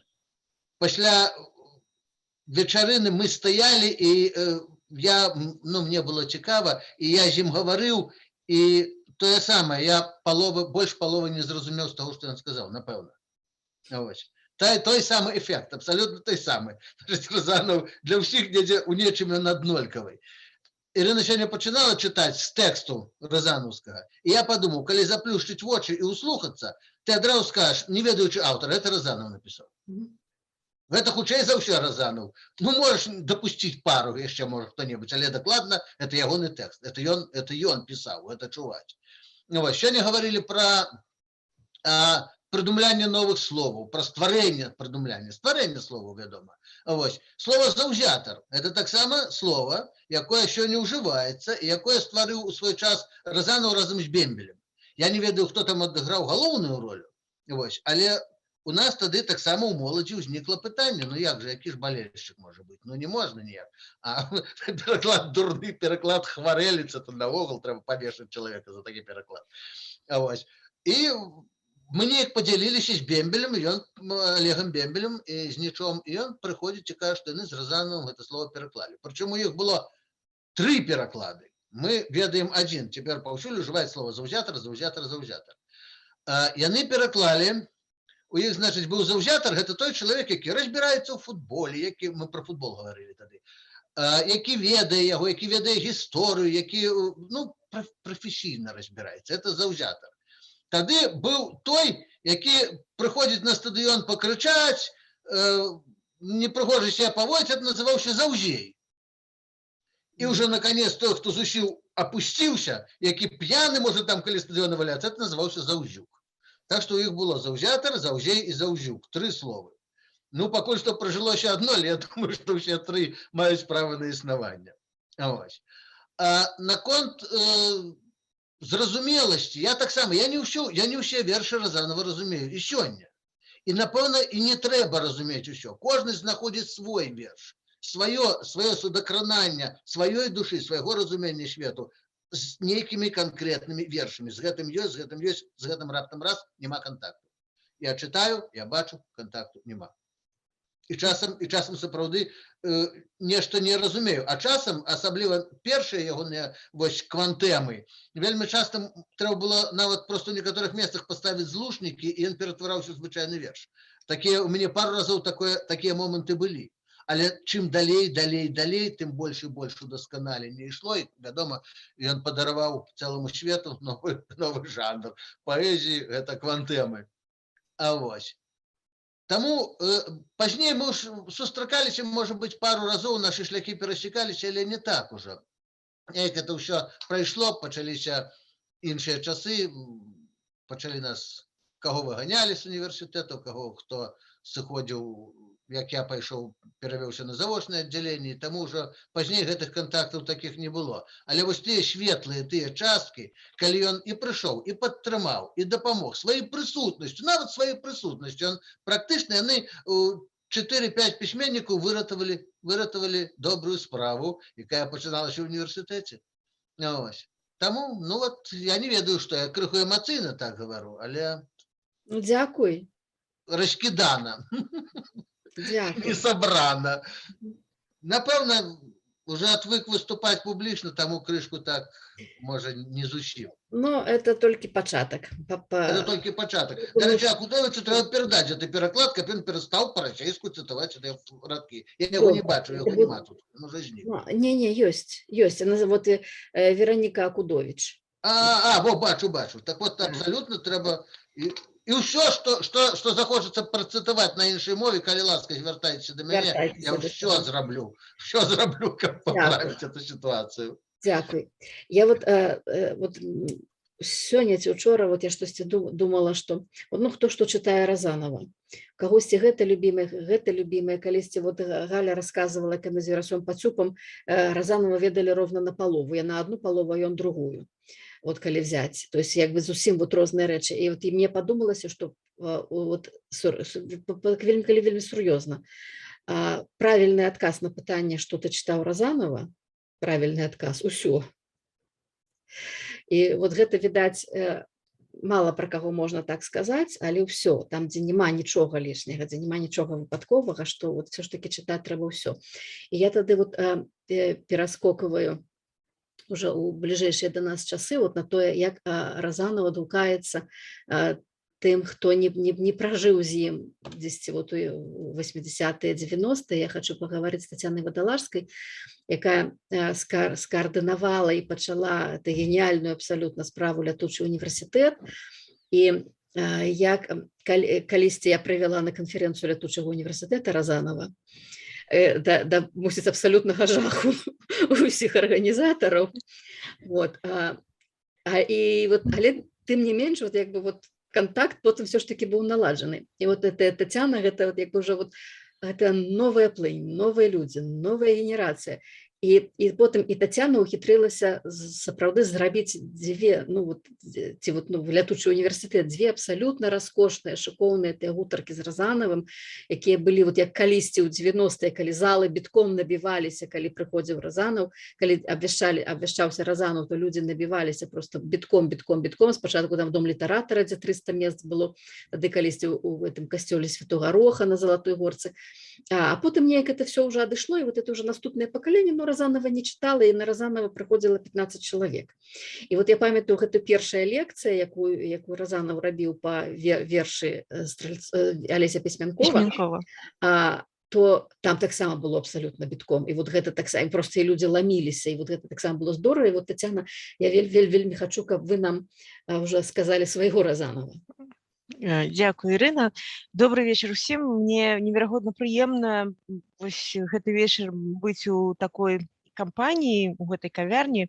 Праўда, вельмі цёплае, не ведаю, развітанне ці сустраканне наноў Разанова. І сапраўды я, ну, хутчэй ведала Разанова там па кніжках як паэта, але ну вось так блізка падысці, так, гэта такая, ну, нейкая велічыня, сонца, якое, ну, вось недатыкальна. Я памятаю гэты момант, калі ён прыйшоў на канферэнцыю, ну, я не ведаю, хто больш жахаўся, хоць ён, ну, як бы таксама сидзеў, слухаў, усё ж, ну, вось тое, як там гаворыць на канферэнцыі, мне падавалася, што для яго гэта абсалютна нейкі іншы свет, ну, тым не менш, вось неяк гэта прайшло, і сапраўды у свой час мы запрасілі Алеся Сцепановича, не ведаючы дакладна, што ён будзе рабіць, бо, ну, як бы я ніколі не чула ад яго там лекцый, так, і мы, а гэта былі такія адкрытыя лекцыі, публічныя лекцыі, і вось мы прапанавалі, і ён пагадзіўся, і гэта было вельмі цікава, ён даслаў, здаецца, ад пачатку там нейкія тэзісы, і там яны пачыналіся з таго, што вось я адазваўся, але я буду рызыкаваць. Я подумала, боже, ну, каму, ну, як бы, якая рызыка выступаць Разанову перад публікай, у чым ён будзе рызыкаваць. А ён тады, вось, я так разумею, ну, можа, там, для такой вельмі шырокай аўдыторыі у першы раз чытаў вось гэтае свае, гэтае расчытванне вершаў. І я такі кавалачак для яго ўводзінаў зараз зачытаю, бо мне падаецца, гэта такі, ну, такая асобны бок Разанова, так. І для мяне у гэтым месцы ён хутчэй філосаф, хутчэй такі стваральнік сэнсаў. Вось я ўсё шукала, ну, нейкую такую назву, я ўвогуле сказала, што ён такі практычны метафізік. Ну, то бок, калі сказаць, што проста метафізік, ну, там, філосаф-метафізік, то гэта не пра метафізік часцей за ўсё. А вось ён, падаецца, як бы ствараў сусветы. І, ну, вось зараз я проста зачытаю такі невялікі кавалак з яго ўступа да той лекцыі. Ён кажа, што ў вершы заўсёды ёсць тое, што вымавілася, і тое, што не вымавілася. Ёсць тое, што выявілася, і тое, што не выявілася. Вось мы разам з вами зараз будзем рабіць гэтую спробу ўчытывання ў тое, што не вымавіўся, услухоўвання ў яго. Чаму верш? Таму што вершы гэта з'ява, якая яшчэ не асэнсавана. Яна нават так і не асэнсоўваецца, як філасофскія катэгорыі, напрыклад. У вершы няма гэтых катэгорыяў. У іх ёсць нешта, што думка, мысленне абмінае, як не вартае ўвагі. Яно застаецца пакінутым. Тое, што ёсць у паэзіі, у вершах, незапатрабаваным, зрэбным. І ў гэтым зрэбным захоўваецца тое, што філасофія, выходзячы на свае бальшакі і магістралі, сама пакідае і сама застаецца без нечага, збедненым. Магчыма, некалі яны былі адно і тое. І філасофія вяла размову з сутнасцямі, а паэзія вяла гаворку з музамі, з багамі і багінямі. І вось мне падаецца, што ён такі, сапраўды нейкі деміург, так, які вось гэтыя сутнасці, якія папалі паміж паэзіяй, якая пайшла сваім шляхам, і філасофіяй, якая пайшла сваім шляхам, якія вось папалі паміж імі, схаваліся, ён іх даставаў.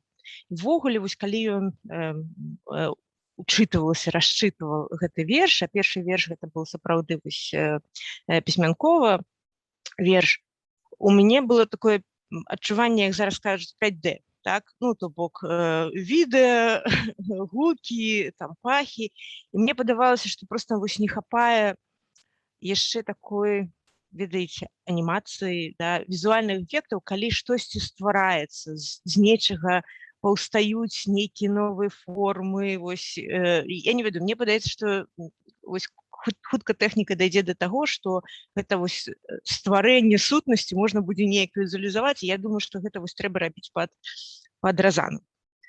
Бо ён сапраўды вось так такі, стваральнік, вынаходнік, да, яны прям паўставалі з яго чытання.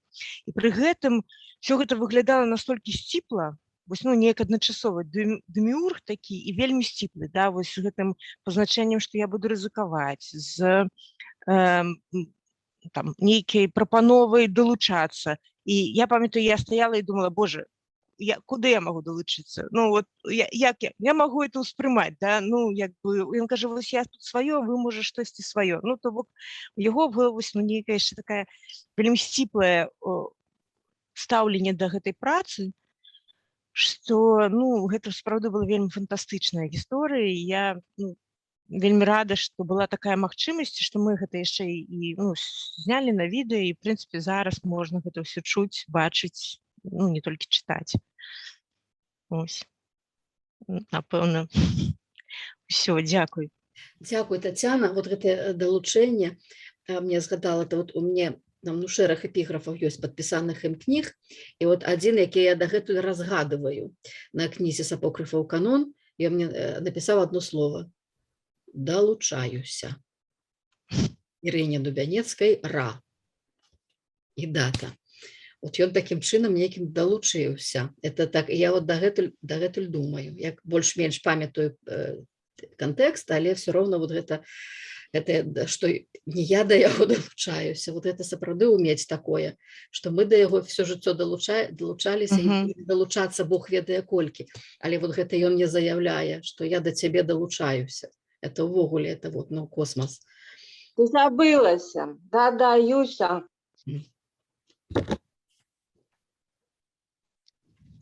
Бачыце, не дасць схлусіць, не дасць.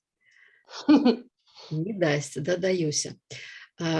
Я вельмі рада, што вот мы так, я думаю, што мы, вот я вельмі шчыра хачу, каб мы працягнулі гэтую гаворку, і удзячная усім вот маім запрошаным гасцям, якія расказалі, і вот цяпер ёсць яшчэ там вот магчымасць камусьці з прысутных таксама вот штосьці вот тое, што вот дарэчнае, важнае, істотнае сказаць зараз. І я таксама дадаюся, бо дадавацца не баюся. Маладзец які. От маладзец які ты дадаюся. Вот і Разанаў дадаўся. Калі-небудзь сябры прысутныя ў кавярні, альбо вот тут вот у гэтай зале, альбо якія там праз Facebook ці YouTube далучаныя да нас, ці ёсць у каго-небудзь таксама жаданне дадацца дадацца, бо мы вот дадаліся сёння, все далучыліся і дадаліся сёння все як маглі. Вот Макс, я на вас спадзявалася якраз. Макс Шура, спадзявалася, што вы дадасцёся таксама. Калі ласка, толькі мікрафон влучыце. Дзякуй за запрашэнне. Я вельмі рады, што вы на мяне спадзяваліся. Я вельмі рады, што патрапіў у кавярню, у вашу кампанію сёння. Вельмі прыемна было паслухаць пра Алеся Степановича. Сапраўды, як бы існуюць два Разанова. Я вось першага Разанова па маладосці гадоў я прапусціў, можна сказаць. Ён для мяне менавіта другі вось Разанов, якога недзе вот з пачатку 90-х, там вот ужо з вастрыя стралы пачынаючы, так сказаць, удавалася адсочваць. Я скажу, ну, такі ўспамін адзін, бадай такі грунтоўны. Ну, я яго і калі малы яшчэ быў сам, там нешта пачынаў пісаць, што бачыў у Берасці колькі разоў і запрашалі на чытанне, ўсё такое, але ну, это як бы не лічыцца. Ён быў такі як бы высакародны такі і талент, паэт, які там падахвочыць, там скажа добрае слово, ну, это як бы не размова як бы не можа атрымацца, але пашанцавала ўсё-такі пазней ужо за мяжой, калі ў 2007 годзе Разанов прыязджаў на фестываль «Месяц аўтарскага чытання» у Брно, тады ладзіўся, і ён быў прысвечаны беларускай літаратуры, і значыць, з гэтай нагоды перакладалі яго на чэшскую. Ну і так атрымалася, што мы, ну як атрымалася, я ведаў, што ён прыедзе, і не хацеў з'язджаць раней, чым я удасца з ім сустрэцца. Ну і мара моя, конечно, спраўдзілася, і, значыць, атрымалася так, што перад ягоным выступленнем фактычна цэлы дзень, як бы, пачынаючы, ну, з раніцы і да самых вечаровых гадзін, недзе да 7 вечара, напэўна, калі пачыналася выступленне, фактычна вот я правёў з Разановым. Это значит, што мы хадзілі па горадзе і несупынна з ім, ну, я не могу сказаць, што мы размаўлялі, ён размаўляў, і, значыць, і я яго слухаў. Ну, я вам скажу, это было нешта, потому что, як бы, не з кожным чалавекам удасца вытрымаць 6-7 гадзінаў гутаркі, і, як бы, і у канцы адчуваць, што, як бы, што у яго яшчэ засталося энергіі і ідэяў і думак яшчэ настолькі ж. Тым часам, як я, нібыта маладзейшы, я ўжо быў абсалютна, ну, ніякі, шчыра скажу, таму што мяне это ўжо ў галаве столькі ўсяго набралася. І я, конечно, для сябе зрабіў некаторыя высновы пра яго тады. Это было вельмі цікава, сапраўды яго, ну, не толькі слухаць, але назіраць за чалавекам, назіраць за... Я, конечно, быў вельмі ўражаны, шчыра скажу. І як бы не магу сказаць, каб я яго зразумеў тады. Это таксама многія адзначаюць, што вельмі часта было як бы немагчыма яго зразумець. Але як бы я зразумеў, скажем так, маштаб гэтай асобы. Вось, і, конечно, я признаюсь, я тады з'язджаў у Прагу з палёгкай. Я не памятаю там па часе, можа я перабыў, мне здаецца, што была ўжо ноч нават, калі мы развітваліся, значыць, можа быць, ягоны выступ быў днём раней, а наступным, ну, это не так важна, але галоўнае, што мы сустрэліся і пагаварылі тады. І, конечно, я для сябе, ён там гаварыў такія рэчы, гэта быў як іспыт. Значыць, вот вы ідзеце па вуліцы, он кажа, так, і раптам ён так, а ў паэзіі самае важнае, што? І так, як бы, ну, і тут немагчыма даць правільны адказ, правильно? Такія пытанні, это як буддыйскія кааны. І, як бы, я, як бы, ну, вельмі разгубляўся, ну, і, як бы, ну, і з пашаны да чалавека, і ўсяго. І яму это вельмі, ну, не падабалася, што я такі. Ён казаў, ну, так немагчыма, так паэзію не пішуць, трэба проста ведаць, чаго хочаш, там, вот, і вось, што я ўзяў для сябе, это менавіта апантанасць. Вот, апантанасць, поўная, цалкам, абсалютна адданасць вось слову, менавіта веры ў нейкую сваю місію, абсалютна, якой бы яна ні была, так, яна магла бы быць як беларушчына, так і рэрыхаўшчына, абсалютна, як бы, але вот гэта вот стрыжань такі, так, ягоны, што абсалютна тое, што вот такая-то боскасць, вот рада, як ён тут сказаў, вось такой менавіта упэўненасць у тым, што вось, ну, ведаеш, што робіш, што ты, як бы, у свой уласны, як бы, што ты часціна нейкага касмічнага інтэлекта. Вось это настолькі ўражвала просто, ну вот абсолютно вот беспамылковая упэўненасць у тым, што гэта ён голас сапраўдны паэзіі з вялікай літары. І як бы, ну я чым далей, тым болей схіляюся да думкі, што так яно і ёсць. Таму што тады я ў гэтым яшчэ сумняваўся, па шчырасці. І тады это часы постмадэрну, правильно, там вось такое, трэба азірацца ж увесь час там. А ён быў такім радыкальным мадэрністам. І тады указаў цягам гэтых 7 гадзін. Абсалютна нічога ў паэзіі не мае ніякага значэння, апрача уласнай волі і жадання выказацца. Ты павінен выказаць сябе. Всё, больш нічога астатняго просто не грае ніякай ролі. І калі ты мусіш выказаць сябе там наперакор усім традыцыйным, я не ведаю, формам, падыходам, аўтарам, ты абавязаны гэта зрабіць. Это настолькі для мяне тады было, ведаеце, складана для ўспрыняцця, таму што я кажу, я вельмі шмат азіраўся і шукаў нейкіх узораў і ўсё такое. І вот Разанов такі вот радыкальны мадэрніст, мне здаецца, што это цяпер я лепш яго разумею, чым тады. Вось. Ну і вось такі ўспамін, вось шэраг успамінаў драбнейшых маю, конечно, і з Берасця, і з Менску мы перасякаліся перыядычна, але гэта быў асноўны і такі самы глыбокі такі урок, які я ад яго атрымаў. Таму дзякую за магчымасць з вами падзяліцца. Дзякую, я уяўляю, як здорава гуляць па празе з Разанавым. Па Брне. Па празе вы Брне. не бачыце, было Брно. Таксама чароўны горад, рэкамендую. Здорово. Дзякуй. Мы, сябры, ўжо наш час кавярні ўжо сыходзіць. Вось, я прашу напрыканцы, вот як звычайна традыцыйна мы рабілі ў кавярні, ўсіх, у каго вылучаныя камеры, можна яе влучыць, каб памахаць адзін аднаму ручкамі. Вось. І на сёння мы будзем, вот, все, калі можна, все влучыце камеры. І ось усіх страшэнна прыемна бачыць, і все знаёмыя, незнаёмыя, таксама, калі ласка.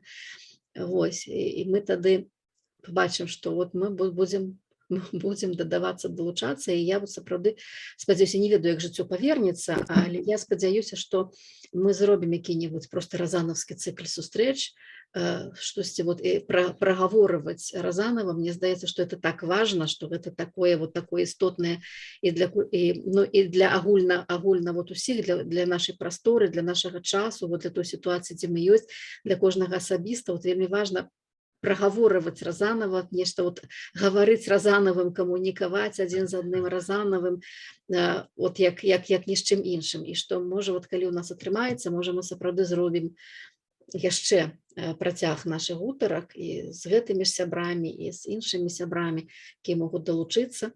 Вось, зноў вот развітваюся з вами вадой, якая сёння набыла новыя сэнсы абсалютна, якіх раней не было. Шчыра ўсім дзякуй, і тады да сустрэчы.